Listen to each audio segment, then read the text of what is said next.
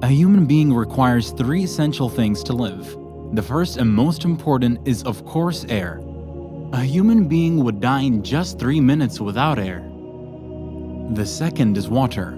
Around 60% of the human body consists of water. This essential liquid of life is vital, and the average human being can survive up to 3 days without it. And finally, food. Although a person can survive up to 3 weeks without any food, our bodies require food for nutrition, energy, growth, and health. Why is it that with all the advances that have been made in the world, that people today are more sick than ever before? The rate of obesity has risen by 100% over the last 30 years and is rising even more rapidly now. The National Cancer Institute says that 38.4% of people will be diagnosed with cancer in their lifetime. That's nearly half the world.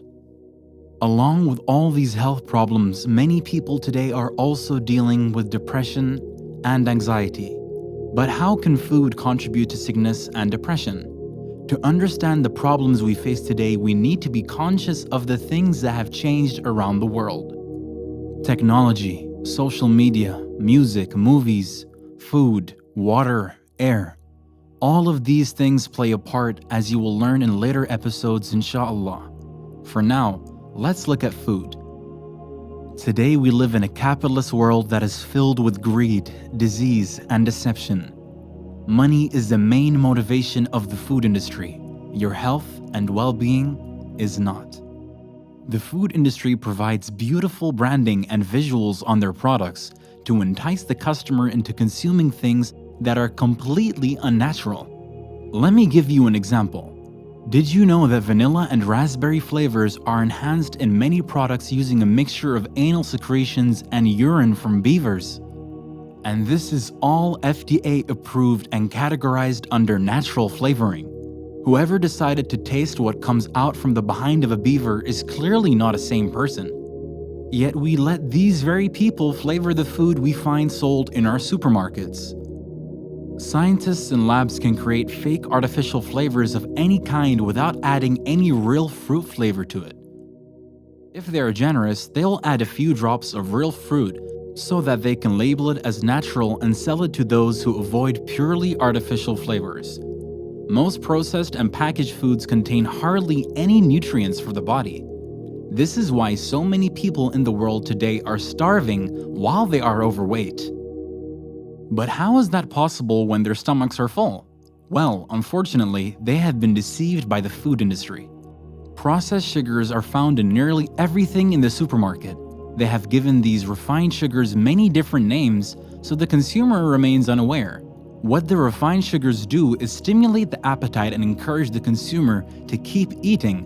But since the food lacks nutrition, the body keeps demanding more because it remains starved of nutrition.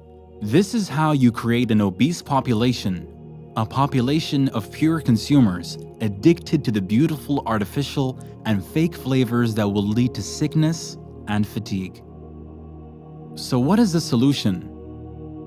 We encourage our viewers to really think about what they are putting into their bodies. Take some time to study and learn about proper nutrition. The body does not require much food, but it requires quality food. And quality food is real natural food, organic, the way Allah subhanahu wa ta'ala intended for us. When I was a young child, everything was organic. But then they introduced the fake altered, hormone-injected, genetically modified foods full of pesticides and poisons. Back then, those toxic foods had to be labeled clearly and most people avoided them. But when they dropped the prices of the impure foods, people began to consume the impure over the pure real food, simply for the dollars of this dunya. We consume the abused and tortured caged animals over the natural organic ones because we saved $1. Let me tell you, when everyone has that same mindset, organic will die and everything will be poisoned. May Allah subhanahu wa ta'ala make us people of understanding who realize the reality of this earth. This reality will hurt many people, and many will not give up this consumer-based mentality because it has become ingrained within them. But know that every action has a consequence. And that consequence may be your health, which subhanallah is priceless. When you do good, the results are good. And when you do evil, the results are evil. This is Allah's system of justice. We will end by reminding you that there are two categories of food for a believer. One is halal, and every Muslim knows this. But how many Muslims obey Allah when He has told us to eat that which is tayyib? Allah subhanahu wa ta'ala says, O humanity, eat from what is lawful, halal, and pure, tayyib, on the earth, and do not follow Satan's footsteps.